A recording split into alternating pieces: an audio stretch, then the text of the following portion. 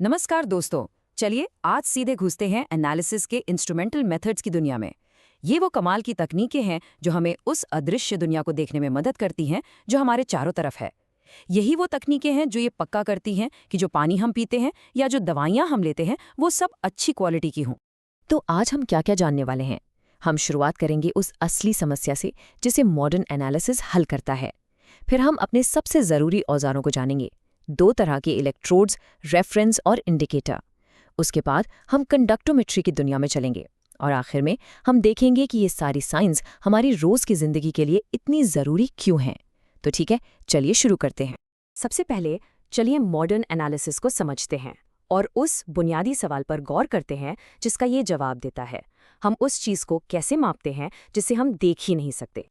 तो ये रहा सबसे बड़ा सवाल। सोचिए, जब आप किसी घोल को देखते हैं, जैसे पानी में घुला हुआ नमक, तो आप कैसे बता सकते हैं कि उसमें ठीक ठीक कितने नमक के आयन हैं? वो तो पूरी तरह से अदृश्य हैं। बस यहीं पर इंस्ट्रूमेंटल मेथड्स हमारी मदद करने आते हैं। और इस काम के लिए सबसे ज़रूरी औजार हैं इलेक्ट्रोड्स। चलिए देखते हैं कि ये क्या होते हैं और ये दो बिल्कुल अलग लेकिन बराबर के ज़रूरी प्रकारों में क्यों आते हैं। आसान भाषा में कहें तो इलेक्ट्रोड एक कंडक्टर है जो किसी घोल में बिजली के आने जाने का रास्ता बनता है। आप इन्हें छोटे छोटे सेंसर की तरह समझ सकते हैं जो किसी घोल के इलेक्ट्रिकल पोटेंशियल को मापकर हमें बता सकते हैं कि अंदर केमिकली क्या हो रहा है। आप पोटेंशियल को एक तरह का इलेक्ट्रिकल प्रेशर मान सकते हैं। अच्छा, तो क्या सारे इलेक्ट्रोड एक जैसे होते हैं? बिल्कुल नहीं। हमारी कहानी में दो मुख्य हीरो हैं, रेफरेंस इलेक्ट्रोड और इंडिकेटर इलेक्ट्रोड।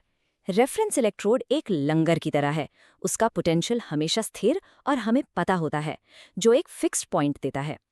दूसरी तरफ इंडिकेटर इलेक्ट्रोड एक जासूस की तरह है। इसका पोटेंशियल घोल में मौजूद आयनों की मात्रा के हिसाब से बदलता है और हम इसी बदलाव को मापते हैं। एक स्थिर है, दूसरा संवेदनशील। चलिए पहले अपने इस स्थिर लंगर पर करीब से नज़र डालते हैं, यानी रेफरेंस इलेक्ट्रोड पर।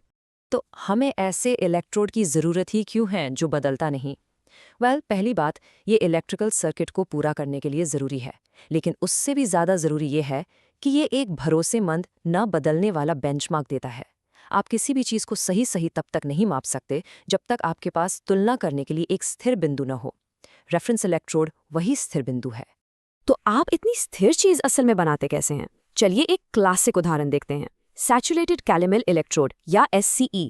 अब ये डायग्राम थोड़ा मुश्किल लग सकता है, लेकिन इसकी बहुत खास बनावट ही इसकी अविश्वसनीय स्थिरता का राज है, जो इसे केमिस्ट्री में सबसे भरोसेमंद रेफरेंस इलेक्ट्रोड में से एक बनाती है।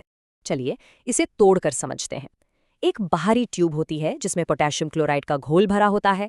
उसके अंदर एक और ट्यूब होती है जिसमें मर्क्यूरी और मर्क्यूरस क्लोराइड का पेस्ट होता है।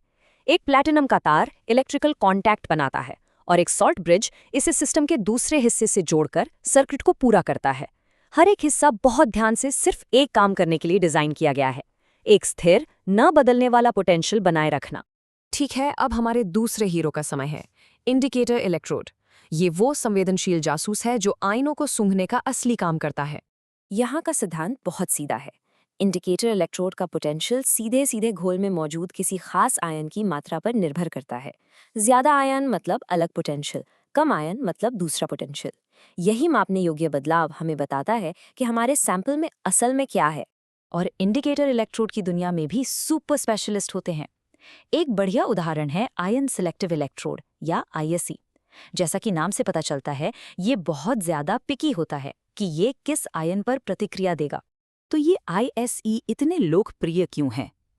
ये ज्यादा महंगे नहीं हैं और इस्तेमाल करने में आसान हैं। ये काफी मजबूत होते हैं, जिसका मतलब है कि आप इन्हें साफ सुथरे लैब से बाहर फील्ड में भी ले जा सकते हैं। और सबसे अच्छी बात यह है, इन्हें इस बात से कोई फर्क नहीं पड़ता कि आपका सैंपल रंगीन है या गंदा। इसीलिए इनका इस्तेमाल बहुत बड़े पैमाने पर होता है, पर्यावरण की निगरानी से लेकर क्लिनिकल जांच तक। अब तक हम इलेक्ट्रिकल पोटेंशियल या प्रेशर को माप रहे थे। अब चलिए थोड़ा गियर बदलते हैं और एक अलग तकनीक को देखते हैं जिसे कंडक्टोमेट्री कहते हैं, जहां हम आयनों के बहाव को मापते हैं। तो कंडक्टोमेट्री क्या है? यह एक ऐसा तरीका है जो किसी घोल की बिजली संचालित करने की क्षमता को मापता है। अगर किसी घोल में बहुत सारे आयन हैं जो आज़ादी से घूम सकते हैं तो उसकी कंडक्टिविटी ज़्यादा होगी। अगर आयन कम है या वे धीरे धीरे चलते हैं तो कंडक्टिविटी कम होगी। बस इतना ही आसान है।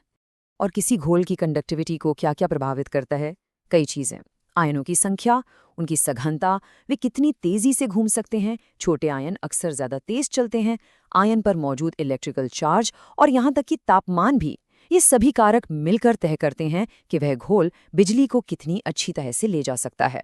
और हम इसे मापते कैसे हैं? एक डिवाइस से, जिसे कंडक्टिविटी सेल कहते हैं। इसमें आमतौर पर 2 प्लैटिनम इलेक्ट्रोड होते हैं।